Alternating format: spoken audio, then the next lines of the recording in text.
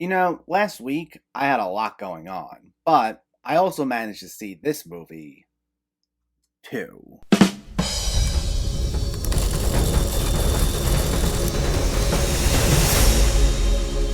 What's going on, everyone? Welcome back to my channel. Today we're talking about a brand new release, Don't Breathe 2. Before we begin, let me know in the comments what your thoughts on this movie were, if you already saw it or if you were planning on seeing it, and make sure to hit that thumbs up button if you like these reviews, as it helps me out immensely by getting my channel out there. And if you're new here, I hope you consider hitting that subscribe button so you can stay up to date with reviews of new releases, older films, hidden gems, and so much more on a near daily basis. But let's jump right into it and let's talk about Don't Breathe 2. This sees Stephen Lang return as Norman Nordstrom. Hiding out for years in an isolated cabin, he's taken in and raised a young girl named Phoenix, played by Madelyn Grace, who was orphaned from a house fire. Their quiet existence is shattered, though, when a group of kidnappers show up and take the girl, forcing Norman to leave his safe haven to save her. This time, Fede Alvarez, who was the director of the first film, only wrote and produced this, with Rodo Sayagues, his frequent collaborator who also co-wrote the first film, stepping in as the director. And no matter whether you were really looking forward to this or if you were dreading it, you gotta admit, you had to have been at least curious either way. Knowing what we know about Nordstrom from the first movie, the million-dollar question on everyone's mind was,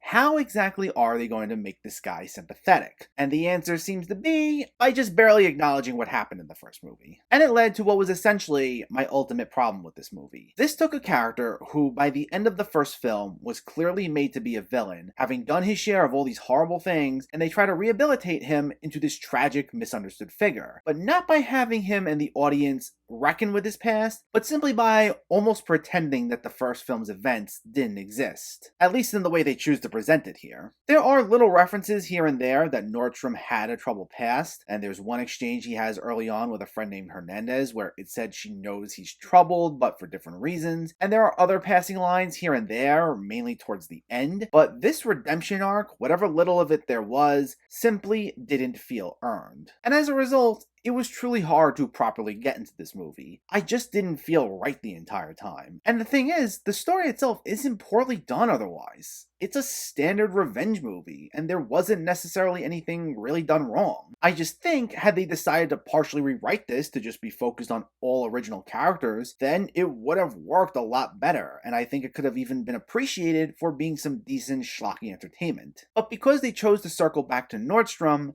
it just rubbed me the wrong way, even though Stephen Lang was solid here for what it's worth, and he remained a menacing presence throughout the film. Now, the argument that one can make is that since we also have Phoenix, who is easily a much more sympathetic character, we ultimately do have someone we can root for. And yes, that's true, though much of the film isn't presented from her point of view, and whenever there is an extensive focus on her character, it's all standard stuff, like how she wants to have friends, a normal life, and she just wants to fit in, and it's all done in a way that's not really a fresh spin on these tropes. And while Madelyn Grace was good, the characterization wasn't strong enough to counteract the fact that we're supposed to be rooting for a villain with almost no questions asked. So it was really hard to get emotionally attached to the conflict here. But I will say, there were some cool things done here. Similar to the first film, Alvarez and Sayagues' screenplay does venture into some messed up territory, as we uncover the intentions by the antagonist, led by Brendan Sexton III, who's also Phoenix's biological father. And as things escalate with them, we are given some fairly well done action scenes, including an explosive, bloody final act that, at times, was on par with some, and I'm placing a big emphasis on some,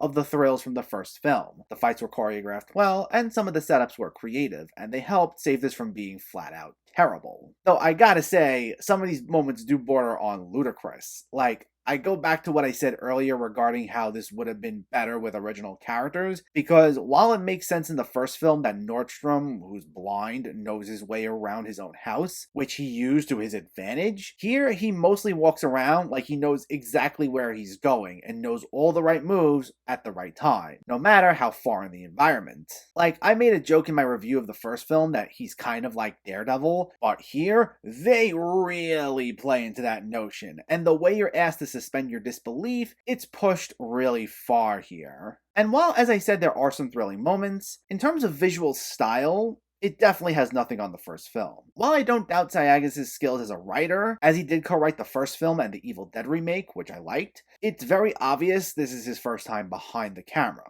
Unlike the last film where we had some really cool creative shots that added to the film's overall anxiety, the shots here are pretty standard. It's a lot of simple shot, reverse shot repetition with some close-ups thrown in there, but I just didn't feel quite as immersed in the action as I did in the first, at least not consistently, and it ultimately just felt a little flat. So while there were times the action would be truly creative here, there were also times it felt a bit boring.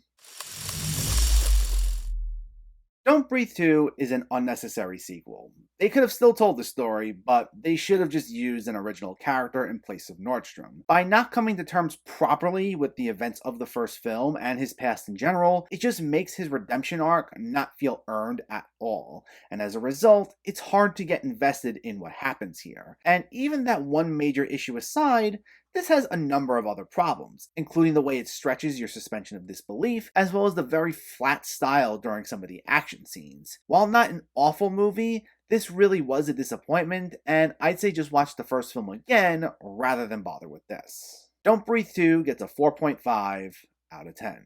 So let me know, did you see Don't Breathe 2, or are you planning to see it, and what were your thoughts? Did you think this sequel was necessary? Do you want to see Stephen Lang do more horror movies? Let me know in the comments below so we can discuss. Also, if you enjoyed this video, please like it and share it, and for more movie reviews and film discussion, please make sure to hit that subscribe button to stay updated. Thanks for watching everyone, and keep having fun with film.